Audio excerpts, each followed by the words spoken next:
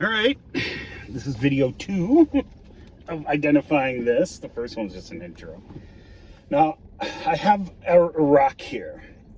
What do you first notice about this rock, even at this distance, other than it's a rock? Number one, you should probably be able to determine if this is man-made or not, okay? Like I said in the intro, though, it was a cliff face. We know it's not man-made, so that's out, okay? So we're looking at it, and what we see first is its color. Now, color is somewhat suggestive, all right? And by the video doesn't do it justice. Video kind of takes the vibrancy away a little bit and a little bit of the saturation. Not by much, though. And you look at this, and you see the color. Now, you could use a Munsell color rock chart, but those things are expensive. I hate those. I don't know why they're so much money. I mean, it's just like card stock, and they're not even waterproof. I mean, the chips are, but the cards themselves aren't.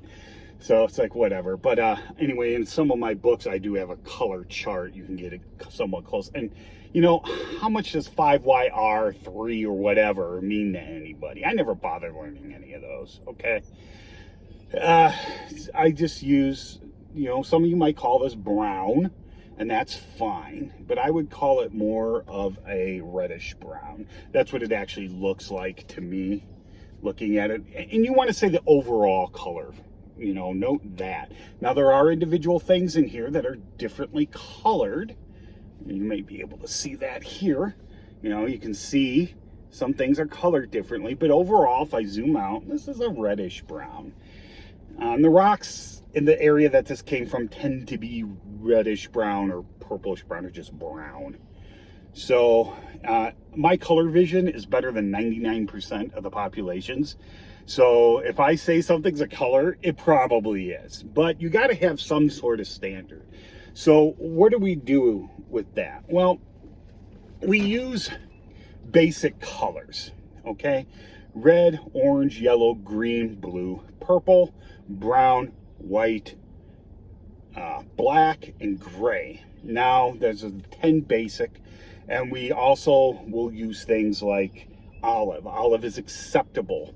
Some people try to say indigo and violet, but those have more to do with the electromagnetic spectrum than they do with actual colors of physical rocks.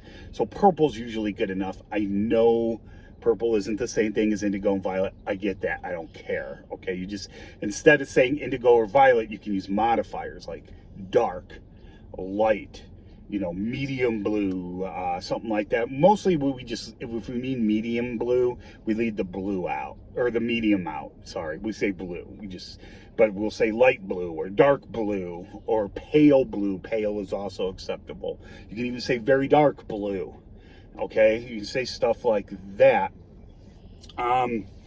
Just stuff that people can get a general sense of. And if something has a tint to it, but it's generally a color like that, I said it was reddish brown. Why? Because the brown is dominant and the red is the hue added to it. It's a reddish brown. The red is not the dominant color.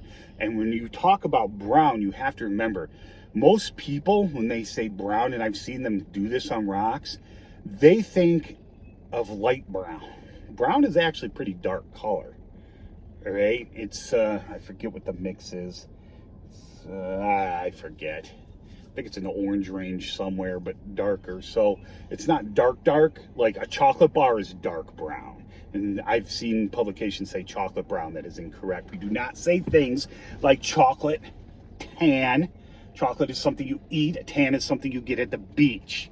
Okay, we're getting away from that. You don't do that. You don't say mauve, you don't say burgundy, because those people have different concepts of those in their heads. At least if I know the 10 basic colors, I could go online and find the red, blue, and green mix that makes that color. So if I can't picture it, I can kind of fit the square peg into the round hole.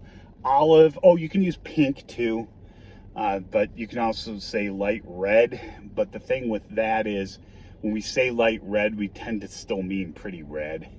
Okay, so we'll say pink if it's really light. Okay, we generally don't say pale red, even though that's technically correct. Okay, it's just easier to say pink or light pink. Okay. Okay, dark pink if it's got a tinge of purple in it, you know, something like that. But anyway, so you don't use words that most people don't have a different concept of, or there's no standard for. Okay, so we're not using paint colors. We're using colors that you learned in grade school. Okay, so we have our color there. And I just ran it on for 5.5 minutes about color. So I think we'll stop there with the second video. And in the third one, we'll start to talk about other characteristics of this rock.